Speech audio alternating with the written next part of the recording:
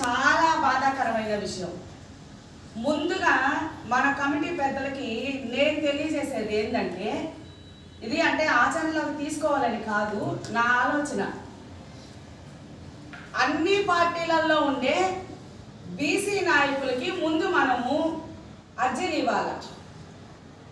కులగణన చేయని పార్టీలకి రాజీనామా చేస్తారా, లేదా మీరు బీసీ అనే పదం నుంచి తొలగతారా? అంతే. ఇది నా డిమాండ్. ఒక మహిళగా, ఒక బీసీ మహిళగా నా డిమాండ్ ఇది. నేనైతే ఖచ్చితంగా అదే చెప్తా. ఇప్పుడు నేను తెలుగుదేశం పార్టీలో ఉన్నా, కానీ పార్టీలకు అతీతంగానే ఇక్కడికి వచ్చా. నేను తెలుగుదేశం పార్టీ నాకేం ముఖ్యం కాదు, నాకేం కూడి పెట్టట్లేదు. నేను 10 మంది చేత ప్రచారం చేసి చెప్తే ఓట్లు వేయించగలిగే వ్యక్తిని నేను ఆ పార్టీలకి.